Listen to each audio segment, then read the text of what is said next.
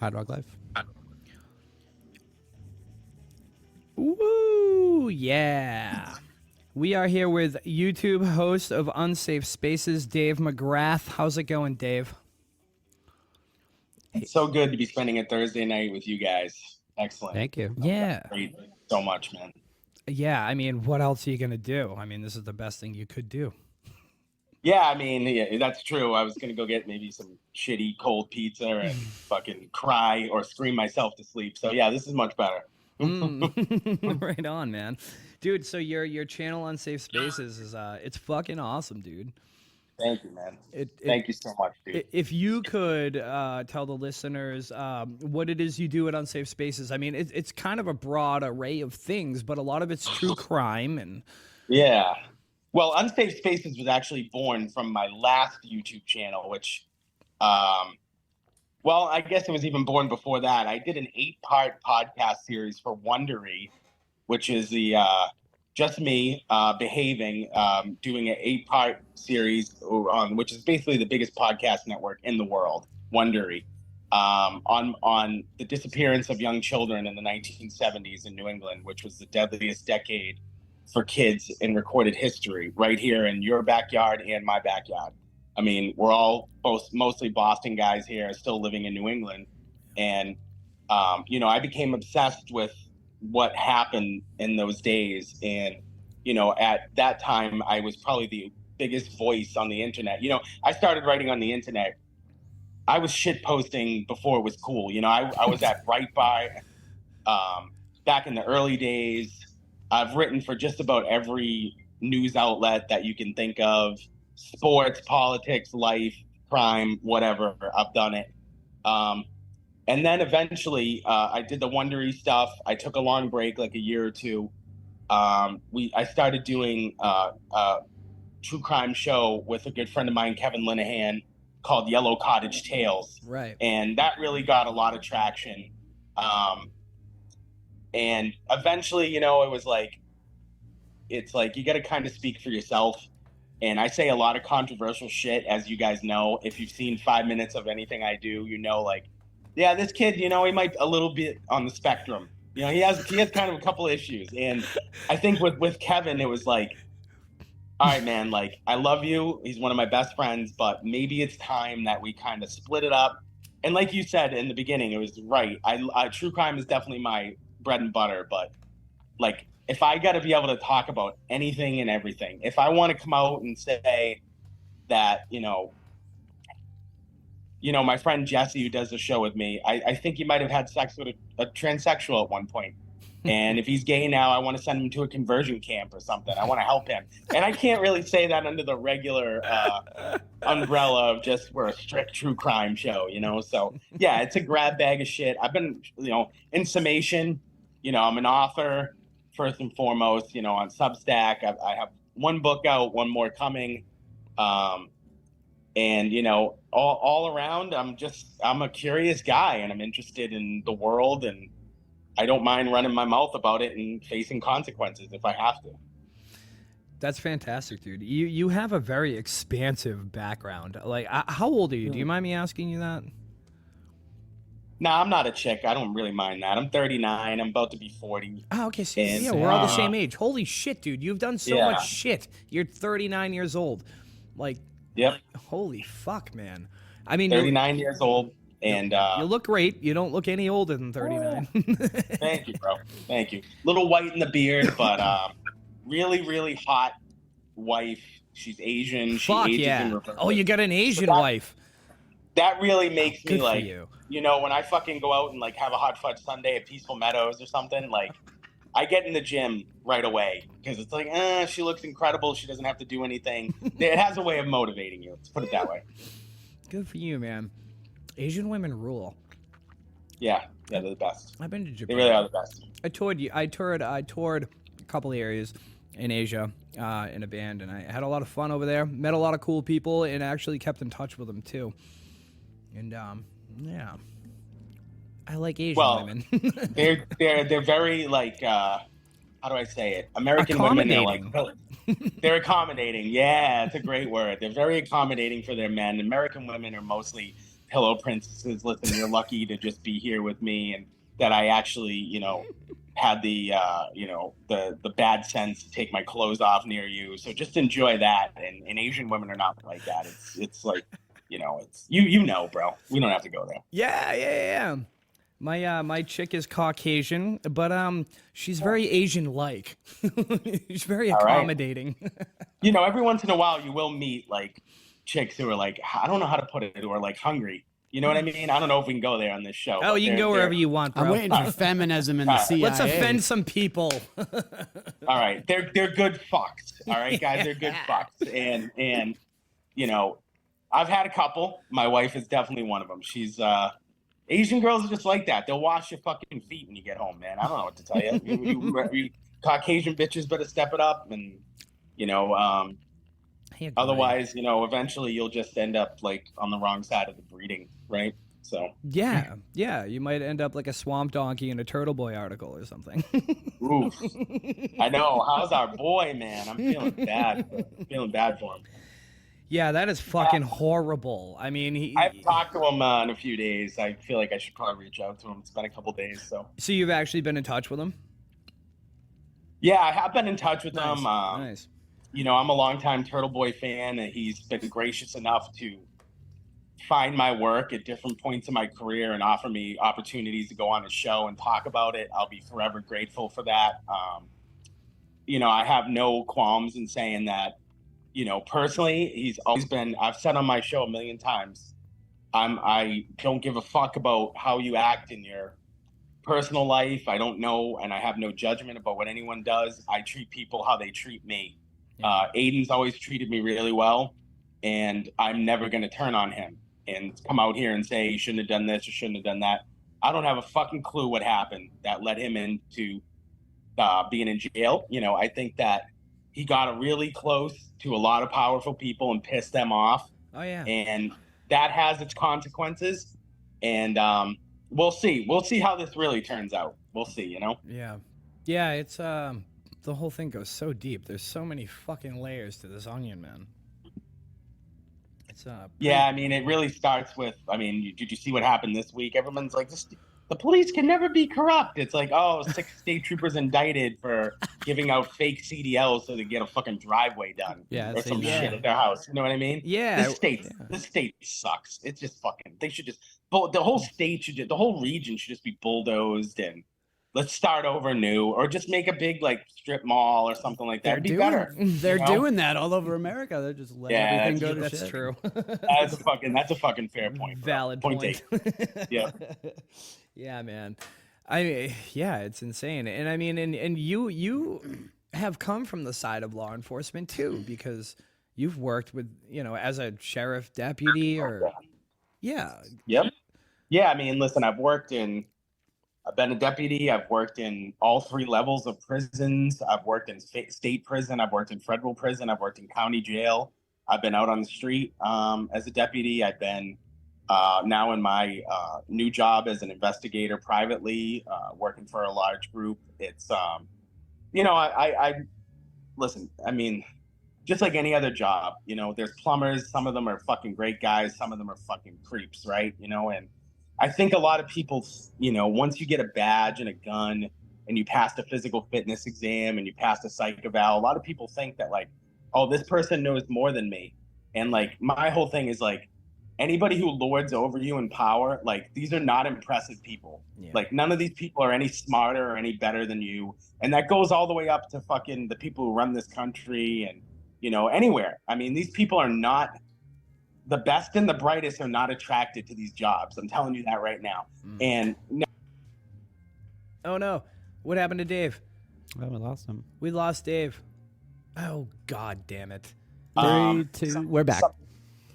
Some dipshit was beeping in. I apologize. No worries. Yeah, what was I saying? So yeah, the thing with the state police. I mean, listen, this is an organization that's been. I mean, they just had a shit ton of guys indicted. just a couple years ago. Dude, every other decade they had people. Every other day, yeah. Go back, like, I don't know if you guys read or not. I'm an avid reader. Go back and read Black Mass about what happened with Wendy. State troopers were setting up mob fucking hits, okay? Literally, right? And we're all sitting here clutching our fucking panties like this isn't something that has fucking happened forever in this state. Stop it. Yeah, man. Dude, that's funny. Johnny Monterado, I won't say who, but he when he cut his deals and shit, he was sleeping on a very close person of mine's couch. Fucking wow. Yeah. Monterado was couch surfing? Yeah, he was I think he had a place to stay, but he was visiting family and he was staying on the couch close to the family, yeah. Wow. What was his nickname? The Hitman? No. What the fuck was his nickname? I forget. Did he have one? I don't know if he did, actually. That wasn't They all had Tuna, fucking nicknames. No, that's true. You're not wrong. Yeah. But that fucking dude, he's like in the Guinness books for having the most like fucking murders under his belt and being a free man. He killed more people than fucking nicotine. Dude, holy shit. Was it in I read his book, fucking Hitman, right? I think it's Hitman, yeah. That was actually written by Howie Carr. Yeah. Right? Yeah. That was a good one. Yeah, that was a real good one. Dude, oh my God. Yeah. I used to, so years ago, I think it was like 2013 or so, my friend Jeff and I had our own AM radio show in Worcester on 8:30, it was WCRN, 8:30 AM. And that's when I was reading that book. And we actually had, the radio show was right across the street from the Turtle Boy statue, what he uses for his So back in 2013 I have a selfie of me in front of that fucking turtle because the fuck is the Worcester turtle there. Yeah. I've actually never seen that because I'm from Boston, so I never ventured out to like Western Mass or anything like that. Forget it. Well, my whole point to that was we were like affiliate of Howie Carr because he broadcasted on that channel at the time. Ah, very cool. Yeah. Very cool. There's a guy who comes on. He's a friend of mine. He comes on my show every once in a while. I want to give him a shout. His name is Mike Saya. He's a former Intercom guy. He worked at AAF. He worked with Howie. Oh, no kidding. And we talk a lot of inside radio stuff, and he's always talking about how Howie hated Intercom so much. He would fucking Howie's punk rock, bro. I'll just leave it there. He's punk rock. Right on. Yeah, he definitely is, man. I mean, I don't agree with everything he says. I don't agree with everything anybody really says. You know, there's always some kind of definitely not divergent. I love it. People come at me all the time, like my Twitter DMs and my Facebook DMs. Like, thank God we've gotten popular enough now where we can actually have somebody handle all that, because like the shit that people say to me, it's like, it's 50-50, right? Some people love you and the other half is like, you're a fucking Nazi, you're this, you're that. And it's like, you know, my political leanings are like more than anything, I'm probably an anarchist. Like I want the whole system to fall down. Yeah. You know, and I want all of these political criminals locked up immediately up until, life right up to execution. I'm really not opposed to that because, you know, these people are the worst people on earth and they're all criminals and they're all scumbags. And I hate them all, and I have no problem saying it. So, like, my political leanings are, you know, super moderate compared to, you know, I just want less government in my life and more freedom for every American. And I don't care if you're white, black, Asian, Latino, transgender, Latinx. I don't give a fuck what you are. I want you to be left alone, and I want to be left alone. That's really my political philosophy in one sentence, you know? Well, I feel like it's all the banks all the way at the top that are telling the shitty people what to do, you know what I mean? So you just follow the money. They've been saying that for a couple of years. Yeah, well, you always follow the money, right? Yeah. Yeah, for sure. And there's a lot of it for them and not a lot for me and you. They can print it. No, they can just start proxy wars all over the place and just fucking get their hands in and arm rebels and make countries fight each other. It's such a fair point, man. I mean, listen, let's be honest. It's like we're about to start a new fucking war in Jordan right now. Yeah. You got the Ukrainian bullshit going on. Yeah. You got fucking Russia, probably invading any day now. Not Russia. I'm sorry, China into Taiwan. Yeah. It's fucking grim right now, man. It's not a good time. And I say this all the time. People are like, oh, you're so morbid, bro. You're such a downer. It's like, give me a reason to be happy. Like, give me a reason to like have some sort of like, I don't know, even one shred of optimism for like what's happening in this world right now. You know what I mean? I can't. I can't. The only thing that I can say is social media. Social media is good because they can't lie to you anymore because everybody has a camera, everybody has a cell phone, everybody has a fucking Twitter account. And you can't lie to people anymore. It'll be exposed quickly. I like that. They hate it. They fucking hate it. I mean, look at, I don't know where you guys stand on Kyle Rittenhouse. Okay. I don't care.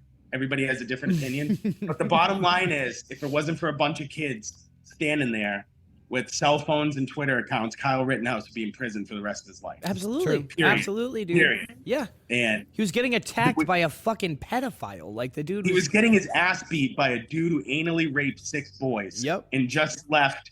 Kyle Rittenhouse did a better job of cleaning up his neighborhood than the entire police force in that town. Yeah. And you wonder why I lean towards anarchy, right? It's just the way it is. And, you know, and again, you know, the media liars all came out immediately and said, oh, you know, he killed a bunch of people there to affirm Black lives. Yeah. Yeah. And as it turns out, that kids beating him to death with a fucking skateboard from behind. Yeah. You know, Now you can argue that, you know, as a parent, do you really drop your kid off at fucking Black Lives Matter rally with a fucking, you know, with a weapon of war in his hands? I don't know about that, but again, that was all social media. That was all the media liars came out. You know, Rachel Maddow and Anderson Cooper and Cunts. All these other fucking corporate scumbags came out and immediately got the narrative set. And social media changed that because unfortunately people were there and they have fucking eyes. Mm-hmm. Yeah, absolutely, man. That whole thing was fucking despicable, and it was the news made it despicable. But yeah, exactly, and that's what they do. And they did it really need to be despicable though? Like you just said, the news made it despicable. Yeah, and they saw it, and they were happy to make it into a divisive issue. And at the end of the day, it was not a divisive issue. A kid was defending himself. Sorry, not sorry. Mm-hmm. You know? Yeah. And when you say anarchy, like a lot of people have a giant misconception of anarchy because they never really entertained the idea because of what they're taught in school, what anarchy is. But I mean, all anarchy really is no hierarchy. Like this country was birthed out of anarchy. They fucking 100%. Rised up against 100%. the oppressor, and they fucking came here. From what history? Thank God for those fucking anarchists 250 years ago. Absolutely. Who dumped that fucking tea into the ocean. Okay, thank God for that. Fuck yeah. And that's the thing, is that people don't have a good understanding of what it is. Anarchy is essentially, you don't speak for me. Period. Yeah. And I don't speak for you. If I don't think that Joe Biden is a good representative to be my president, he shouldn't be. That's the bottom line. And if I don't share values with 50% of the country, we don't need to live together. Yeah, plain and simple. I don't have anything in common with a 27-year-old gutter slug from Lowell who has 4 kids from 4 different baby daddies, who's milking the system and votes liberal and votes and goes to Black Lives Matter rallies and is a criminal. And we have no common values. So if you don't have common values, you don't have a country. That's what makes a country, common values, right? Yeah. All 3 of us can sit here and agree and respect that we're Catholics or something like that, whatever. Mm. Okay, we share something in common. And I'm not sure about you guys, but me personally, I can't share a country with you. So that's really all anarchy is to me. It's not a bunch of people running around with fucking pitchforks and killing each other and shit like that. That's ridiculous. I think it's a big respect value too, because in order to work together and have those differences, you need respect for the other person just as they need for you. And if we all respected each other, there wouldn't be any fucking fighting over money. There wouldn't be fighting over resources. Yeah. Right. That's totally true. And we have a huge fight right now in this country over.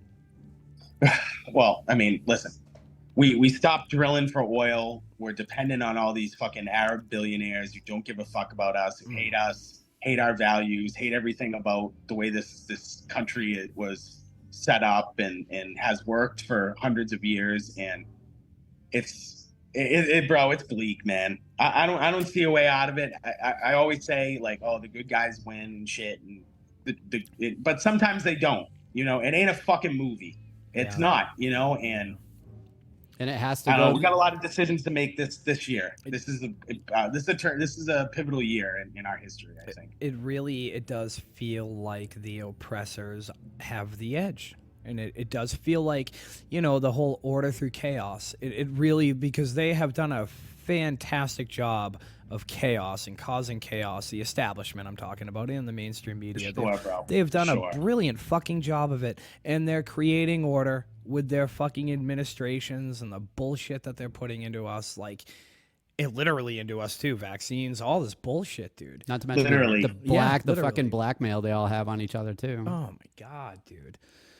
Yeah, that's true. And again, you know, you guys will, if you listen to me ever, you know that, you know, when it comes to forced vaccination, I mean, I just want, Holy fuck, dude. I want tribunals. I want people buried under Guantanamo Bay, and whoever, and my wife is the perfect example. My wife's a nurse, and she was forced to get the vaccine or get the fuck out. And I don't hate her for doing it. I hate the people that made her do that. I hate the people who made her choose between, you know, living a life that she set out to live in school for 4 years. It ain't easy to get through that, man. It's so fucking hard to get through nursing school.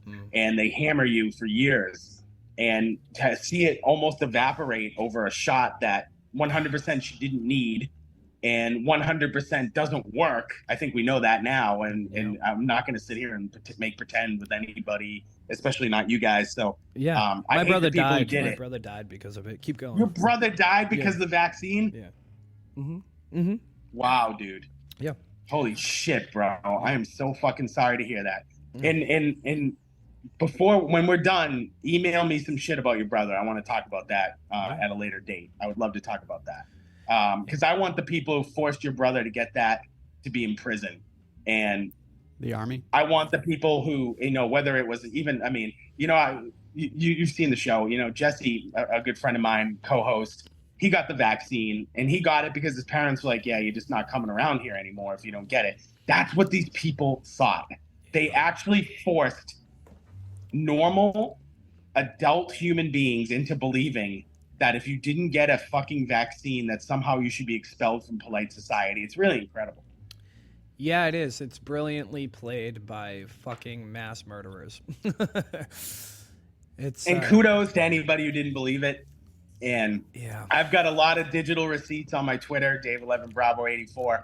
I never wore a mask. I used to take selfies of myself every day in Walmart, Home Depot, no mask during the height of COVID.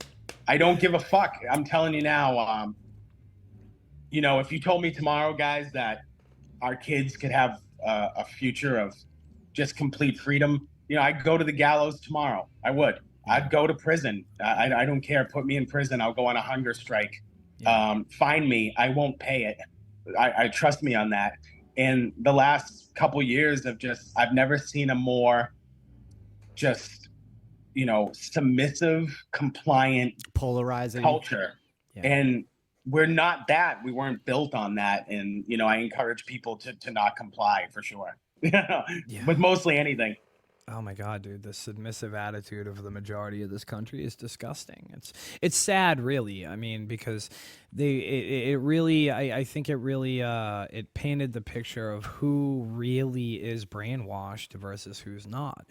There was a really clear line in the sand drawn in the past 4 years or 3 years that just showed you like who's really eating the shit they see on their television versus who questions shit. And I think independent journalists and people such as yourself, I thank them for really like doing their homework and putting it out for the rest of the world to see, and those who chose to see it, you know, didn't eat the bullshit that they were being fed by the mainstream media news. heroes.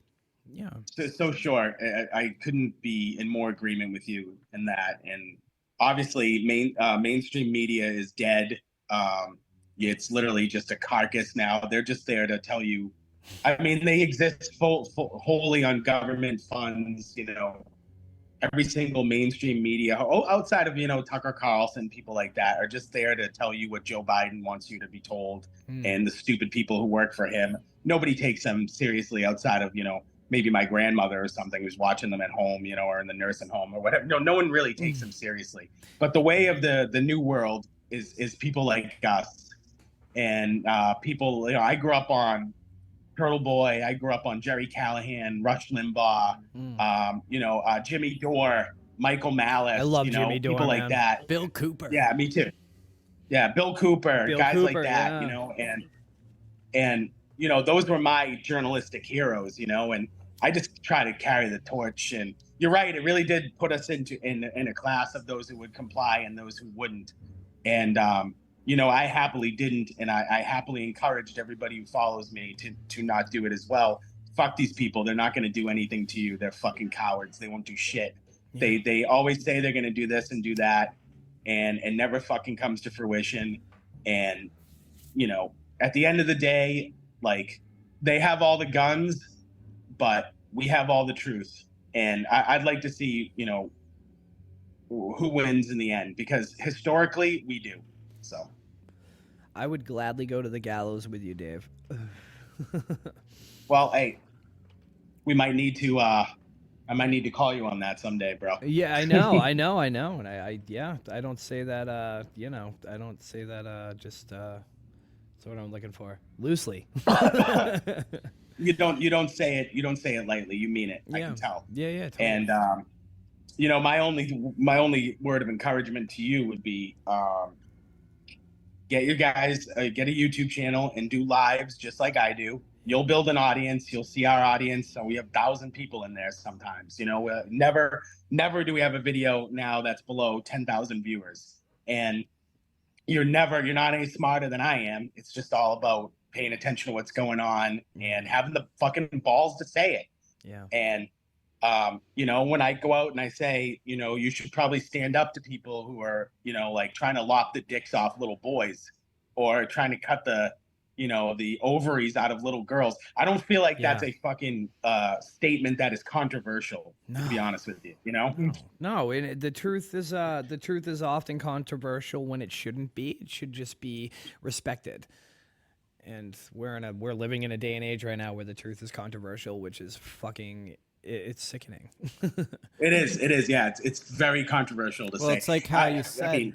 It's the civil rights destroyed the Constitution. Like, the rights for everybody. Like, we gotta break the rules so and so doesn't get their fucking feelings hurt. Like, that, they gotta be inclusive. Yeah, I mean, the DEI's going away. I mean, we caught it. We were like, you turn the fuck around. But like, it's like, the trans rights. You know what I mean? Oh, that's a part of the agenda, man. Yeah. I strongly think that. Well, just think about it from their point of view. A generation of pussies, fucked up kids who don't know what gender they are probably not going to develop critical thinking skills in other areas. And what do those people what do they grow up to be? I mean, this is an honest question. What do they grow up to be? They grow up to be Democratic voters. And that's really all they give a fuck about. Why do you think they just brought in 8 million illegal immigrants this year? Oh my God. They didn't do that because we're a kind and gentle nation. We're none of those things. We're fucking murderers. We're none of those things. What we are is, in 2016, the establishment left it up to the people, and we voted for Donald Trump, a game show host, a fucking idiot game show host, over Hillary Clinton. Yeah. And they said, never again will we allow you to do that. Period. Yeah. And if we have to, we'll replace you with our own voters. And that's what they're doing. You think they're bringing people in from Cuba? Of course not. The Cubans know communism is terrible. This is what's happening in the United States. They'll never bring them here. Yeah. They're bringing in people who will gladly do enough to run the machines, work in the factories, not really ask many questions about how badly they're getting fucked, and spin the fucking lever for the Democratic Party every 4 years. And that's the fucking truth, man. Yeah, I agree with you, man. It's interesting. I grew up, I would say, I'm independent, and ever since I was able to vote, I've been independent, but I would say I grew up with more of a progressive mindset. I had Republican parents, so I grew up very anti-war. And I was just like against everything my parents were for at the time. And now it's like progressives are bastardizing themselves. And I don't know. I feel like there's no way to go other than independent because both parties are one and the same. They're both just broken wings on the same bird. It's definitely a uniparty. Yeah. I agree. I actually grew up with heavily progressive Democrat parents, and Were you the the opposite? Democratic Party of me and your youth, I was okay with. I'm probably at heart an old school Democrat. I was okay then, but now that you know, I know now what I know was going on then, Right. Yeah, Right, I'm not right, okay right, with it. and I liked what you said because I'm staunchly anti-war, and this is coming from an Iraq and Afghanistan war veteran that I am. I wanted to talk about that. Yeah, keep going, man. And you know, the thought of sending another generation of veterans to be maimed and killed and be taken away from their families at young ages and to lose limbs is just not something that I'm willing to stomach, and it's not something anybody in this country should be willing to stomach. The fact that I'm being told by people like Mitt Romney and Mitch McConnell and Dan Crenshaw, who's a fucking a fake just snake in the grass, that I need to really understand what a great investment Ukraine is. Like, none of these are great investments if it has anything to do with any American kids having to step foot in foreign countries. And I can say that as an American kid who stepped foot in a lot of foreign countries for the war machine. And nobody comes out of this better than these establishment types at these boards, at Raytheon and Northrop Grumman and fucking, you name it, all those Beltway companies. It's just a fucking scam for money. It has nothing to do with your fucking patriotism. It has nothing to do with your love of your fucking country. Love your country, but love your neighbor. Don't let your fucking kids, fall in to these fucking bullshit stories about joining the military and thinking that you're somehow doing something that's noble. And again, 15-year military veterans saying this. It's not hippie bullshit. It's not. It's what it's become. They've done it, not me. I love wearing the uniform. I love this country. I love it enough that I don't want to see kids like me having to do this shit all over again that we just did for 20 fucking years. And how'd that turn out? We ran away like fucking cowards and 12 kids got killed in Kabul in 2020. And we turned around and drone strike the fucking family of Afghan civilians in response that had nothing to do with it. We're fucking idiots and we're not good at this. Yeah. The end. Yeah. Wow. Yeah. Well put, dude. It's amazing. 15 years, huh? Jesus. Yep. And you're all about fighting for the right cause, but when you saw what you were fighting for, you realized that was not the cause. Dude, if we met 10 years ago, I would have told you the Iraq war was a good idea. Sure. Like, I've undergone such a metamorphosis as I've gotten older and had my own kids and really started to understand like, oh, wow, like, Joe Biden's a fucking idiot. Like, he's not smart at all. Like, Anthony Blinken is he's our Secretary of State, and like, nobody takes him seriously anywhere. Like, he's a joke, and I started really looking at the people who lorded over us. George W. Bush and, Barack Obama came in and said, vote for me. We're going to change everything. The fucking audacity of hope. And then he went and performed more drone strikes than any U.S. president combined in history, and killed American civilians and arrested journalists and lied about healthcare and was just a fraud on every imaginable level. And Trump, same thing. Oh, I'm going to drain the swamp. Rex Tillerson is the CEO of Exxon, is going to be my Secretary of State, the swampiest motherfucker you could find. Give me a break. Like, it's just, everything is wrapped in these, like, we're going to do this differently. We're going to do it better. And it's always the same. Now, again, I'm going to tell people this year to crawl over broken glass to vote for Donald Trump. Because at least in my mind, he represents the best way for us to get away from this way of like doing things that the establishment. Joe Biden is the establishment. Voting for him is voting for the establishment. So I got to go Trump. Yeah. No, I totally get that, man. Dude, that radio show I spoke of earlier, It was during the presidential run for Obama's second term, and we were pushing hard against it. When I first saw, and I'll admit this, when I first saw him on like Conan O'Brien before his first term, I was like, oh, I want that motherfucker in. He's all about change and shit. I want to see that. That sounds great. You know, I think it's about time to have an African-American president. This guy needs to get the fuck in here. And then after the first term, it was fucking disgusting. And like you said, it was more of the same. It's all the same. They're doing the same shit. Well, it's not necessarily the same. I've seen a trend where every 4 years it gets worse. Well, it gets worse, but it's gets because worse. Yeah, definitely. But it's being perpetuated by the same shit, which is only going to make it worse. And did you ever read the book The Case Against Barack Obama by David Freddoso? Yeah, Freddoso wrote that. I read that book years ago. It's a good book. It is a good book. You should read. Dinesh D'Souza wrote a good one on him too. Roots of Obama's Rage or something. And then what did Barack Obama do to him? He put him in fucking jail for a year. But anyway, go ahead. I just saw his movie on Rumble. Yeah, I know his whole upcoming into Chicago politics, which, you know, his style of politics, they called Chicago machine gun style politics, as is quoted in the book. You just and now they're just machine gunning little black kids. Yeah, nice. Yeah, absolutely. Yep, it's so bullshit. And then you fast forward it from then until now, and it's all been the same and increasingly getting worse, and the war machine is fucking growing. And now you're looking at things that, dude, I was talking about, like, I've been paying attention to the Israel-Palestine occupation for the last decade. And I mean, anybody that has, you've seen this coming, what the fuck they're doing, and, you know, the way it's going to lead to us going to war with Iran because we drop our pants for Israel. And it's wild because you can't even say anything like that. You can't question Israel's war policies without being called anti-Semitic, which is fucking gross. And that's where we are now. And that's true. And, I don't mean to cut you off, but I do question their war policies very much. Yeah, fuck yeah, dude. They're torturing people. They're taking hostages. They're killing kids. Yeah. It's not good to kill kids. No. It's not good to kill American kids. It's not good to kill Afghan kids. It's not good to kill Palestinian kids. It's just not. And what's happening over there is...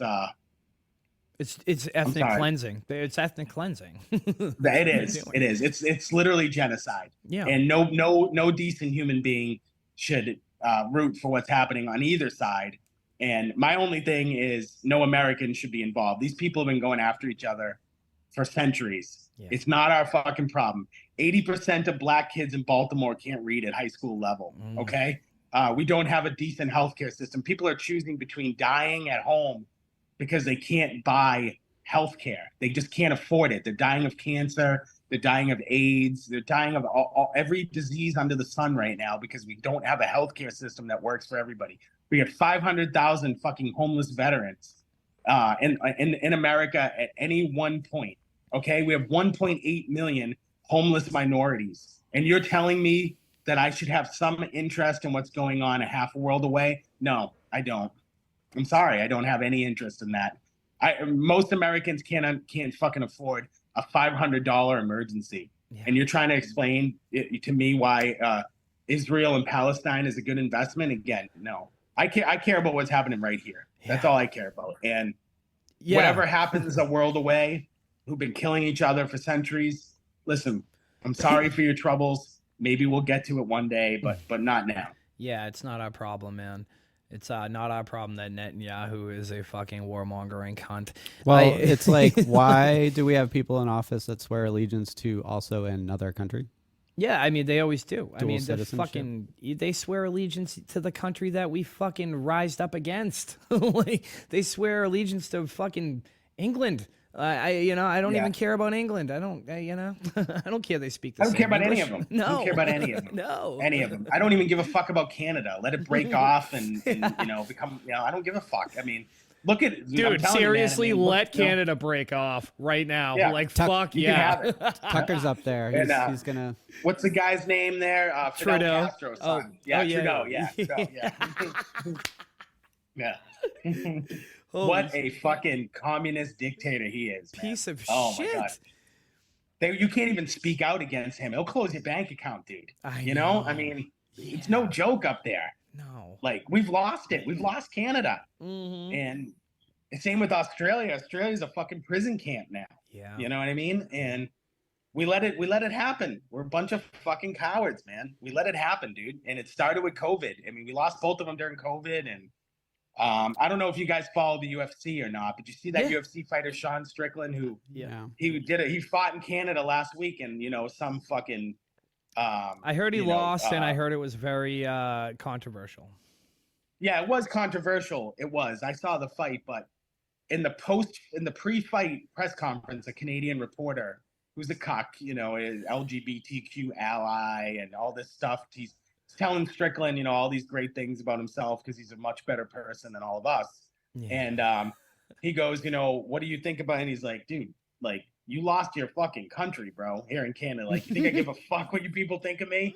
And it's true. I mean, and for saying that out loud, this guy got hammered by the left. And it's like, but you did lose your country. You can't, your First Amendment doesn't work. They banned handguns. You can't even own a fucking handgun. Your Second Amendment's gone. What's next? Internment camps? Like, I hope people understand that. Like, and our leaders, I'll close on this. Our leaders, they'll look at Canada and they go, that looks pretty good. They want that. Yeah, they do. They do. Canada just stripped the fucking practice of, like, their most, like, known celebrity in America at this point. Like, they just took Jordan B. Peterson's, practice away from him. And he's, like, the most logical motherfucker to ever come out of Canada. And it's true. And the person we're referring to is, of course, Jordan Peterson. Yeah. And excuse me, guys. I'm still on the ass end of a sickness. No worries, dude. Oh, man. Jordan Peterson is actually performing in a couple nights in Providence. I'm going to go check him out in a few days, and I'm looking forward to it. And you're right. He said many things about transgender folks and how we all know it's fucking crazy, but we have to pretend that it's real. And they're stripping him of his license. And this guy is, I mean, I don't know about you, but Jordan's like my spirit animal. I listen to him all the time, man, and dude, he's logical. He's a breath of fresh air. It's not even his politics. It's just his thoughts about life, man, and how to center yourself. I mean, you could learn everything from Jordan Peterson. You could be a better father, a better husband, a better citizen. And they're like, nah, we're taking your license until you agree little boys can be little girls. I mean, it's fucking upside down world, man. Oh, yeah. They slam him as, like, a bigot, and they slam him as being, LGBTQ, like, intolerant and all this shit. And he's none of those fucking things. That's what blows my mind. Anybody from any race, creed, or gender could sit down with Jordan Peterson, I guarantee it, at a bar and have a fucking lovely time. You'd have a great time, and you'd have a very informed time. He's one of the most brilliant minds in America. Yeah. If he was a left winger, the libtards would be saying, let this guy run for president. I'm not kidding. I agree. I'm not kidding. Yeah. If he was a lefty, he would be ahead of Big Mike Obama right now. And I mean, he'd be ahead of The Rock and Oprah Winfrey and AOC and all those other fucking dummies. I mean, Peterson would be massive. But he's not. He's not even a right winger. He's just like, no, I'm gonna go with common sense and logic that maybe little girls, boys, shouldn't be changing in the little girls' room. Like somehow that's fucking controversial, and it's like, it's just to fuck with people's heads. A generation. I'm committed to this. I believe this in my heart, guys. A generation of fucked up kids will grow up to be fucked up adults who need the government, and smart kids like us who grew up and fucking had that awakening, we don't need the government, and that's their biggest problem. That's their biggest fear. Yeah, you're 1,000% right. I mean, that's the only thing that explains why teachers and schools are stepping in and basically trying to raise our kids. They say, I just heard the other day that 30% of Gen Z identifies as LGBTQ plus or something like that. Yeah, that's a giant virtue signal. Like, holy shit. That's all that is. You're right. That's it's a just, big the number. cool kids in school. The cool kids in school are all being lesbians and gays. So it's the gayest generation, and it's just, what is it? It's just they started teaching it. They started pushing it in schools in 2008. It was like right after we graduated, Yeah, they Obama. started moving that shit in. Yeah, and yeah. I graduated in '02. I never heard any gay shit Yeah, in my 03. school. You know what I mean? Yeah. And I'm not even against gay shit. Go be gay. I could give a fuck less. Yeah. You know, I mean, Exactly. It was like, hey, we're gonna teach the kids how a dick and vagina works. You got to sign this thing. if you're Yeah, cool yeah, with it. yeah, Like, yeah. that was it. do you consent to me talking to your kids about vagina? Yeah, what the fuck? Well, like I feel like Dave, Brian, myself, we all grew up in school learning. We learned a lot of good things. I mean, you know, you were taught about Martin Luther King, and you know, just how far we've come as a country. The history the Rockefellers want dude, you to know. The majority of us are not racist. We're not bigots. We're not against any of that shit. The people that are an outlier. And if you just fucking move on and ignore the outliers, you're fine. But now, I hate that. I hate the argument too that like this is a racist country. No, Like, yeah, right. I've been involved in conservative, quote unquote, politics for like I started at Breitbart, and Andrew Breitbart was the original. That website was the original conservative website. Yeah. The defining one in this country. And, you know, I've been around a lot of conservatives. I've yet to find a racist, like, in its natural habitat. You know what I mean? It's just, it has no, now, they exist, yes, but they have weak social underpin. And nobody, even the guys like us who are white as fuck, we look at them and we laugh at them. Yep. They just have no place anywhere near our movements or polite society. And it's just frankly made up. And the media makes up a lot of stupid bullshit. Nobody cares about it. And what I get mad about is that there's young black folks and Latinos and Asians even who buy into it for some reason. And it's just not true. Yeah. It's not true. In fact, I'd be willing to say, as I've said many times, that really the only racism that exists nowadays is anti-white. Yeah. Yeah, and it was manufactured that way, which is even more of a trip. Yeah, it is a trip. And guys like us, I mean, white, straight, married. I don't know if you guys are straight or not. If you're not, whatever. I am straight, but I don't give a fuck. I'm a freak in the sheets. I will let a hot woman do whatever she wants to me. I might even have a couple of suggestions. Guys like us are fucked, man. Mm-hmm. We are fucked nowadays. We are, you know. The family's fucked. The family unit. Yeah. The family unit's fucked. They totally tried to destroy that. And, you know, in the somebody mentioned the civil rights earlier in the 1960s when Lyndon Johnson finally signed the Civil Rights Act into law. They went around door to door in urban America and said to black folks, listen, marry the government, and you don't need to have a father in the home. And that's what created welfare. Yep. That was the very creation of welfare. And that's when this country started going downhill. Thanks. Then and there. And Lyndon Johnson was quoted as saying, we will keep those N-words voting Democrat for 100 years. Yes. That's where it came from. That's where it started. Dude, and it did, and it has not changed. And little Joe Biden was looking up to him, being like, "Oh, that motherfucker!" I was just gonna mention him. Like, yeah, even with the '94 crime bill and him saying he doesn't want his kids to grow up in a fucking jungle, like that, dude. Our politicians are the ones who are fucking racist. And Biden is a special case because he is by far the most racist president we've ever had, no doubt. Absolutely. And nobody has buried more black people under jails than Joe Biden. Man. And it's so funny because I still have the receipts from my social media feeds in 2020, watching people go, now we can really do some positive change in the world of black America. And I'm thinking, with Joe Biden? You've been hoodwinked, motherfuckers. Yeah, you've been hoodwinked, bro. You have been fucking bamboozled by that. And the crime bill, and Kamala Harris is not far behind him. Harris, as that I call slut. her. the most imprisonments. The most Yep. imprisonments when she was fucking doing that Man, shit. go ask some black folks in California, bro, how it was under Kamala Harris as the AG. There's a reason why when she ran for president in her own home hate state, her. she got 0.1% of the vote. Yeah, they hate her. Hated. Mm-hmm. People Sorry. People like Marianne Williamson, who runs every time as an independent, got more votes than that. I mean, it's fucking pathetic, man. That's your vice president. That's your country. Yeah, she does speeches and she's like, I'm going to use my phone as an example. This is a phone. The phone helps you do things. Well, hey, the qualifications are be black, be a woman, right? Yeah. So Yeah. that's it. Isn't that, And when if you're narrowing it down to that pool, isn't that racism? Yeah. Well, I mean, it's yeah. I mean, Aren't you being obviously, racist? She doesn't even give a fuck about black women. That's the fucking ironic part. she definitely doesn't care about black men. Just go ask all those guys doing 20, 30-year sentences at San Quentin for selling drugs. Yeah, selling weed. They Selling sold some weed pot.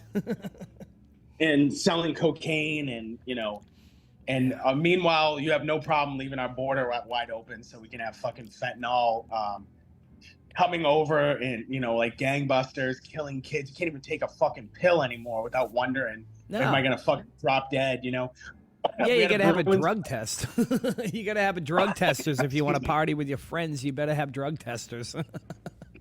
Dude, we had a Bruins player, Jimmy Hayes, who died a couple years back randomly. Yeah. And, his friends came out and said the kid was just taking pain pills for a back surgery that he had, and it was laced with fucking fentanyl. Yeah. And, it's just this cheap shit that comes over from Mexico. And, we're losing people at record rates. And Officer Harris doesn't give a fuck about that. But she cared about drugs when she was the AG of California, and it was black people to fucking bury. And that's just the truth. Yeah. And everything bears that out. Any statistic you can look at the imprisonment in that fucking state. And it all started with Officer Harris, who was the top cop there.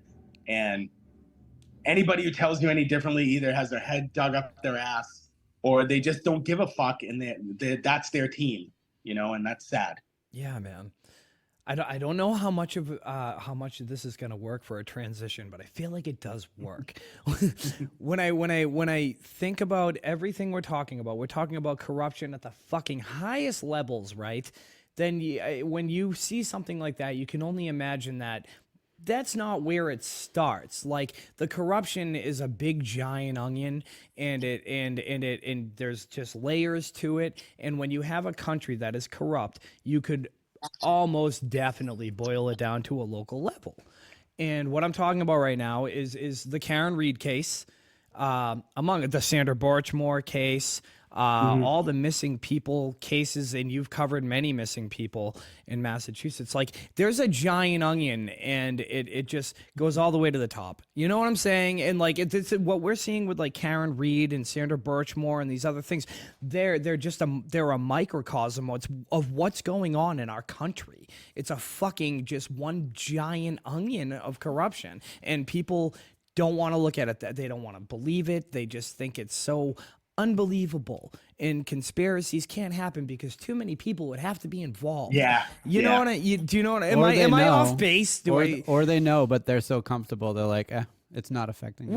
Right. Yeah, I think it's much more the latter, what you just said. Because I've said that for months. I mean, I started doing Karen Reed videos back in May. I was glad when you did, dude. And I think it's much more the latter. I just think people are so comfortable being corrupt that, it's like, no big deal. My boys will cover down for me. I mean, you said something that made me think too, like, too many people would be involved. It's like, well, go ask JFK how that's fucking working out for him. 70 years later, they're still fucking covering for him and not releasing documents and shit like that. There's still people involved, Same with the COVID vaccines. They signed something a few months ago saying that they wouldn't release all the information for another 50 years until everybody that got the vaccines would basically be gone. Like, that's what they looking forward to 2072 when I can finally find out what happened with those COVID vaccines. Yeah, exactly. I mean, do you know what I'm saying about the onion, though? Like, when you have a country that is ran by this corruption, like, that's the tip of the iceberg, but there's so much shit beneath it. When your president is corrupt, and your secretary of state, and your attorney general, and then all the way down to all your U.S. attorneys, as we're seeing with Rachel Rollins here in Massachusetts, who had to resign in shame. Then all the DAs who work under them are fat Democratic hacks like Michael Morrissey and people like that who have who have basically been able to work for 30 years with no real competition in that job and no real, oversight. Yeah, And, yeah, no shit. Running unopposed for his life. yeah, literally running unopposed and having a war chest full of money because all the donations are going to you, and that's a job for life. And I think with Karen, it's listen, I'm outside of Turtle Boy, I'm probably the most uniquely qualified. I don't know if that's the word to talk about it, because I've been covering this case for so long. Yeah. No, you have. I'm almost sick of it at this point, and but this week, I think in the coming weeks, I think we're going to finally get some finality with some of these federal investigations. And I'm excited for that. I have, listen, Karen's a girl who, went up against the system, probably didn't have much of a chance. And she got, like I said earlier, with social media and journalism, like, they can't lie to you when these independent journalists are out here who don't give a fuck, who have big balls and have no problem going to jail or getting killed even, or being swept up in big investigations, and all they care about is the truth. So I have a lot of, confidence in what's going to happen in the Karen Reed case. As far as Birchmore goes, obviously, anybody who follows me knows I've covered Birchmore in depth. Probably more than most, man. You've covered Birchmore more than most. Probably. You're probably right about that. And, it's just the craziest. I say it all the time, but like every time I delve back into it, like I tend to go dark, because this girl's life was so bad. It is dark. And all she cared about was like buddying up to cops so she could feel like she had somebody. And what do? They passed her around like a fucking peace pipe, sexually. Yeah. And then eventually one of them knocked her up, left his pregnant wife who was giving birth in a snowstorm to go over to Sandra's apartment. And, in my estimation, he murdered her. Yeah. And was able to get away with it scot-free. Literally. And we've been putting tremendous pressure. And I go out and say it, I'll go on YouTube, and, I'll have 500 people live, couple thousand watch later. And I'll just say all their names and what they do now. And, I have no problem saying it, because these corrupt motherfuckers like Divine and Heel and, of course, Matthew Farwell, who I believe was the killer, don't really deserve to live in any kind of peace, because Sandra Birchmore is dead and her unborn child's dead. And we don't have any real answers on what exactly happened there. And I reported on YouTube last week that officers who arrived at that scene didn't agree that it was a suicide, and wrote letters to the Norfolk County District Attorney's Office saying as much. Yeah. What are we doing here? Dude, it's unbelievable, man. And do I have this right? She literally, that officer's wife was literally giving birth in the hospital, and he was on his way over to that apartment, and he was the last person seen on the fucking surveillance camera going in. Yeah, right? I mean, I've put out the surveillance video a ton. It's on my YouTube now at Unsafe Spaces. You'll find it in the shorts. Can you break down that time frame? I'm sorry. Can you break down that time frame?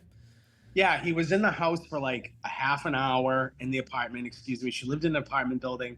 The front, you see Sandra going out. It was a snowstorm in Canton. So guys, I think we've learned one lesson. If it's a fucking snowstorm in Canton, stay the fuck in the house, okay? Stay the fuck in the house. Yeah.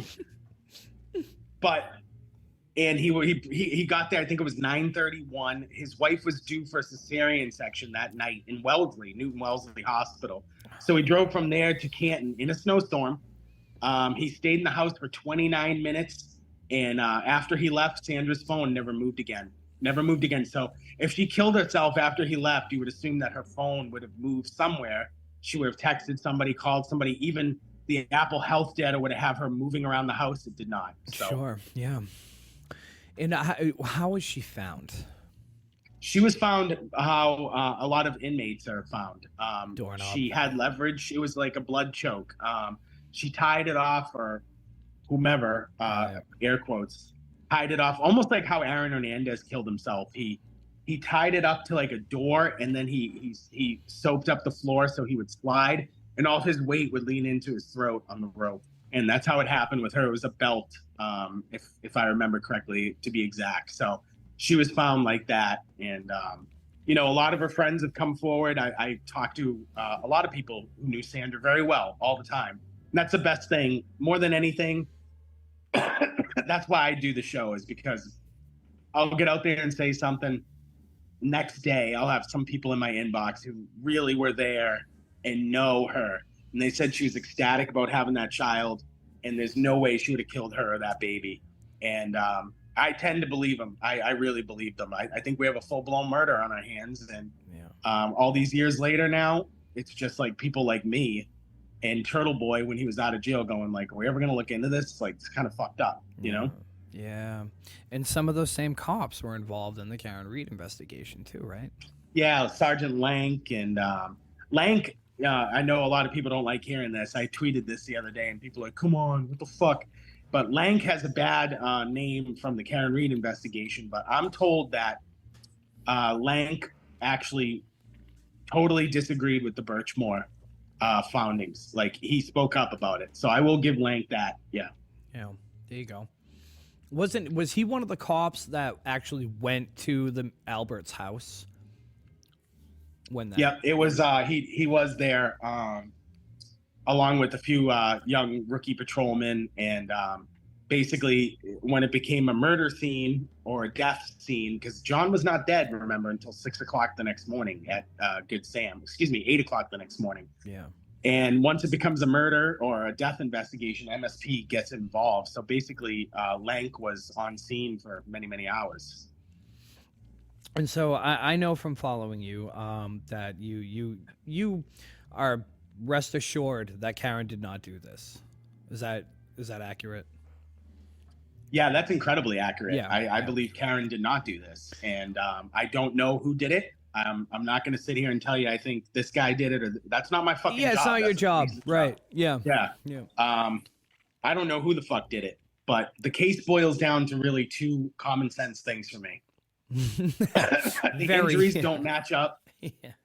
And Lucky Laughran, who I'm in communication with through a family member of his who's a good friend of mine. Very good. Reiterated again to me last week that he did not see a body out there at 3 o'clock in the morning. He saw a Ford Edge. Yeah. And I talked to him about it last week. Again, I went through it all with him, and he said the same exact thing. There's no body at 3 a.m. Karen Reed did not kill John O'Keefe. Plain and simple. And it boils down to those two things. The injuries don't match. And Lucky Laughran, the only witness on scene, did not see it. Period. That's it. And that's really, I don't bother getting in the weeds any more than that anymore. You don't have to. You know? Right. Well, and that's like, you know, that's the fucking trippy part about this whole thing. So many people want to get into the weeds and break this whole fucking thing down and act like it's not black and white. Very few things in this world are black and white. Yeah, there's definitely shades of gray. Yeah. You're right. But with this case, in this case, there is. Yeah, there is, but only if you go too far into the weeds. Because, like you said, when you look at the fucking injuries, what's being reported and what they actually look like in the autopsy photos, and when you just look at just the fucking facts of the case, it's kind of black and white, and this side of it is, you know, black. I mean, or whatever color you want to take. I'm fucking butchering my language here, but it's very obvious. It's very obvious. But that's the trippy part about this case, is it's so obvious to both sides. Yeah, it is. Like, it is. You know, I used to say that, and like I feel like I was being mean. And I have friends who believe Karen Reed is guilty. One of my best friends, Kevin, who's like a brother to me, he believes that Karen is guilty, and we just don't talk about it. And are you talking about Kevin from Yellow Cottage Jails? Yeah. Okay. Yeah. And is that where you guys split, like on the show? I don't mean to get too personal, but I mean, no, you can get, no, I mean, listen, I thought it was great for the show that we argued a lot with each other about Karen Reed. I didn't think it was healthy for Kevin to be so, for me and him. I mean, you can go back to some of our old stuff. I mean, we really went after each other a lot on different things. And I saw you guys talking about missing persons cases and shit a while Yeah, ago. I mean, we did a lot of true. We're shooting a documentary together right now. I mean, it's not like our relationship is over. It's Well, no, just, dude, I got to be honest. Like, you know? Kevin handles himself very respectably. He's a great dude, man. Dude, he gets attacked all the time, and I've even messaged him. I've messaged him in his YouTube comments saying, "Hey, man, I disagree with you, but I gotta say, man, you do handle yourself respectively. You're not a fucking douchebag to people, so thank you for that." And then he's like, "Well, if I'm right, will you admit it?" I'm like, "Yeah, of course I'd admit it, but I don't think you're right." If he's right, if he's fucking right, I will. I've told him this. If he's fucking right, I'll go to Canton myself. And they can all take turns, okay? Yeah, sure. Dude, I'm willing to go to the gallows with you. I'll go there with you too. I will go right to the fucking waterfall bar, post my ass up, and fucking wait all day. All right? There'd have to be a lot. I mean, listen, I talked to Lucky last week through an intermediary. Yeah, that's wild, by the way. That's wild. I interviewed him, and I fucking asked him I'm like, Lucky, is there a possibility you could have missed the body? Was it dark? Was there, did you not have your dude? He's like, I've been plowing for X many years. I always have the high beams on. That's our rule. He has to. And I asked him about the Ford Edge. I'm like, is it possible it could have been another vehicle? Nope. Lucky's into cars. Lucky recognizes cars. No problem. Of course. He was adamant. I mean, almost pleading with me. I saw what I saw. I believe him. Yeah. Isn't it funny? His story is the only story that hasn't changed. Never changed. Never changed. And never will. He believes it, man. And he saw what he saw. Jen McCabe's story, the Albert stories, those all, they've changed multiple times. And, another thing about the Lucky story, more than anything is I've held the long belief that I believe that Karen Reed was not the intended person on the setup. I believe they were trying to set up Lucky Lawson. I agree. To hit John. I agree with that. Yeah. And he's not comfortable with the amount of attention he gets. He's just a simple guy, man. His wife recently passed away when this happened. He's dealing with a lot of shit in his fucking life, man. I heard that. And I do feel bad. But also, listen, the FBI talked to him. Karen's private investigators talked to him. He was bewildered that his boss lied and said the GPSs weren't working. They were working that night. And, everyone knows where every little movement that Lucky made. And, listen, you got one eyewitness, and the only person that could have seen John that night, to the best of our knowledge right now, was him. And he didn't see him. The only witness, the only real witness. All the other witnesses did not see Karen hit him, hit John O'Keefe. They didn't even fucking see him. They didn't see him, dude. Yeah, dude. And his family stands by. Listen, like little inside baseball. She's gonna hate this, but one of my moderators, and she does my social media, is Lucky's niece. No shit. She's literally his uncle, and like, I ask every which way I can to get questions to him all the time, just to see if there's any deviation or, because I constantly question everything. I wrote a whole book, 399 pages. I got another one coming. And I look at it sometimes and I'm like, am I right? Dave, are you right? And you gotta plug that book. You gotta plug that book at the end, but keep going. Sorry. Sure. I do that on Karen Reed, and I do that on every case. Yeah. And, it always comes back to that for me. And he didn't see, Lucky Lawson doesn't see a body. Karen Reed didn't kill him. And I believe that a jury of her peers is going to agree with that. So, dude, the thing that I don't understand between the two sides, and everybody is married to their fucking side, but what about the whole situation where guilty until or innocent until proven fucking guilty? Yeah. And I just feel, and I know the other side feels the fucking antithesis of what I'm saying, but I don't understand how you can possibly, approach it with, guilt, innocent until proven guilty, right? And look at what's happened here and be married to the side of the fact that she did it. There's not one motherfucker that was there that can even say she did it. I know. And I know that's very baseline, very simple thing. but how the fuck can people be so married to the other side of this thing? I hate it. I hate opening up my Twitter, and I don't know if you guys are on it or not. But, I'm not. And see, Twitter is even worse. I'm sure Twitter, it is. Karen Reed, Twitter is fucking nuts, dude. I got a message yesterday, like, oh, your father killed himself because your shit takes on the Karen Reed case. Jesus like, Christ. fuck, Really? Yeah, Holy shit. They're lucky Yeah, you have and, fucking thick skin, dude. It's so toxic. Yeah, I just laughed it off. I do have thick skin. I don't give a fuck. Yeah, but, clearly you do. Dude, honestly, and I did hear about your father's passing, and I am sorry. Thank you, man. I'm sorry to hear Thank that, you, bro. man. Yeah. Thank you, dude. It is. I hate the vitriol on both sides. Holy I don't shit. I don't root for anybody to get pizzas delivered to their house or their addresses doxed or their pictures of their homes to be put on social media. Right. I don't root for any of that shit. I hate all that from either side. Our side shouldn't do it, and their side definitely shouldn't do it. And Yeah. I root for that to stop, and I root for people to be. And I pick on a lot of people, and I think they all deserve it, especially politicians. I hate them all. Yeah. But in my core, like, I don't want to see anybody get fucked with on either end. And No. I've asked on my show for people to stop, and I would like that to not happen, frankly. Yeah, totally, dude. So like my wife, her family is from Canton, and she's from Canton.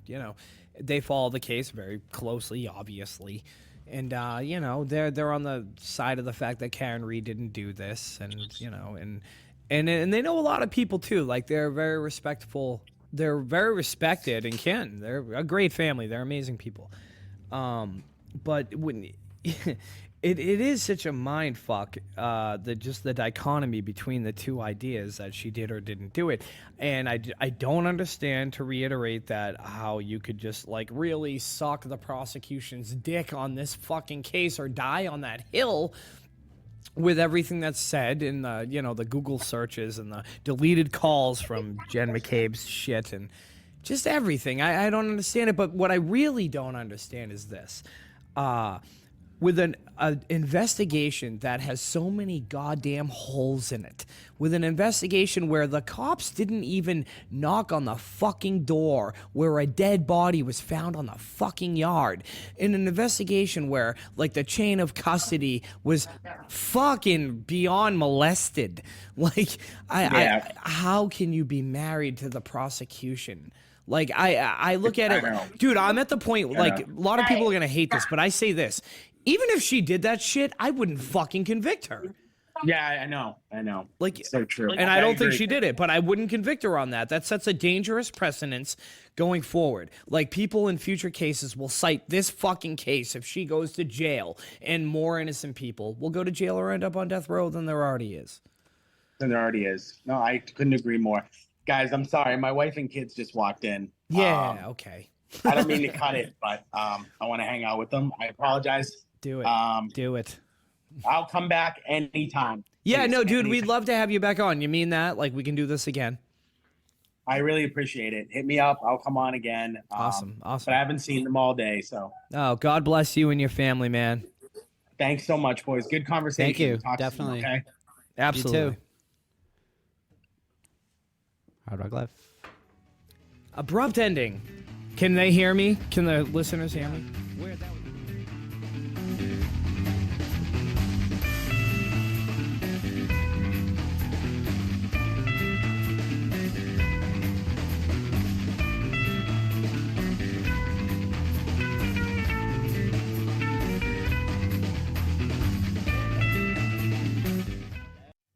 If you're still listening, chances are that you're not. But that was Dave McGrath of Unsafe Spaces. He will be back. It was an abrupt ending. His family walked in. He had to be with his family. We get that. He's a family man. We all are. So stay tuned. Thank you for listening to It's a Hard Rock Life. We love you. Be